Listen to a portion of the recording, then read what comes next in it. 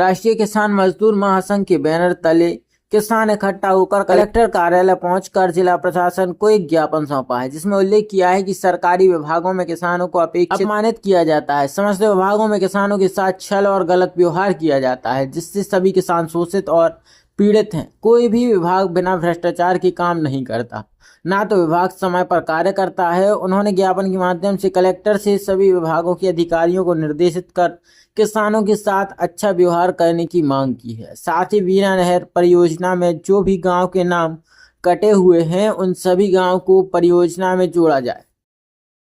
अब किसान का तो हर जगह शोषण हो रहा है। किसी भी विभाग में किसान के साथ मतलब सबल उसके लाभान्वित किया जा रहा है, उसका काम नहीं किया जा रहा है। तो हम लोग किसानों की बहुत सी समस्या लेकर कलेक्टर महोदय साहब के पास आए थे, वो तो मिले नहीं और साहब मिले थे, तो उनसे ज्ञापन दिया हुआ है, जिसमें सबसे पहली तो हमारी बीना की सिंचाई परियोजना में जो भी गांव काटे गए हैं उन गांवों के नाम जोड़ने के लिए बात हुई है, उसका ज्ञापन दिया है। दूसरा, खाद के लिए क्या है, आगामी फसल के लिए समय सीमा पर खाद उपलब्ध करवाया जाए, क्योंकि अभी आप सोयाबीन की बोनी पे चले जाएँ तो सोयाबीन की बोनी के समय क्या हुआ है कि बोनी हो गई, उसके बाद अब भी मतलब जो भी जनपद वाले हैं वो बीज अब बांट रहे हैं, तो उससे किसानों को तो फ़ायदा हो नहीं रहा कहीं से कहीं। इसमें ये लोग कालाबाजारी करेंगे।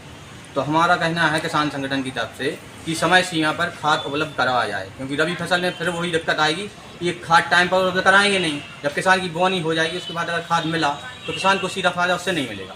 अगर ऐसी योजनाओं से किसान को लाभ नहीं मिलेगा तो ऐसा खाद बांटने का क्या मतलब, जिसमें कालाबाजारी को बढ़ावा मिले। शासन तो कहता है कि आपको भी मालूम होगा कि बोनी 90 का 100% बोनी हो चुकी है सोयाबीन, तो खाद तो पहले आगामी जो रबी की फसल है उसके लिए में बीज है, जो बीज की उपलब्धता नहीं वो समय सीमा पर नहीं करवाए, तो समय सीमा पर की जाए। हमारी यही मांग है सर कि समय सीमा पर खाद की और कीटनाशक के लिए दवाइयाँ बाजार में उपलब्ध हैं, जिससे किसान पहले एक बार दवाई डालता था और उसका कचरा तत्पर बाद जो भी सब नष्ट हो जाता था।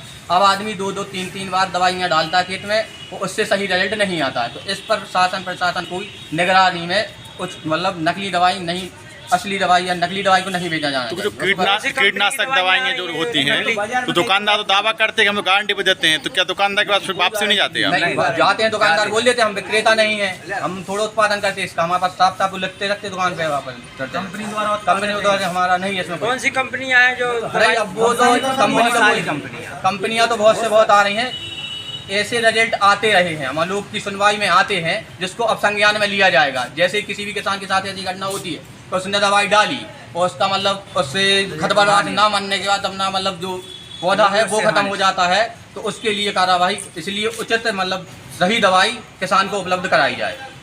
इसमें लेकर तो शिकायत दी आपने कहूँ कीटनाशक दवाई को लेके?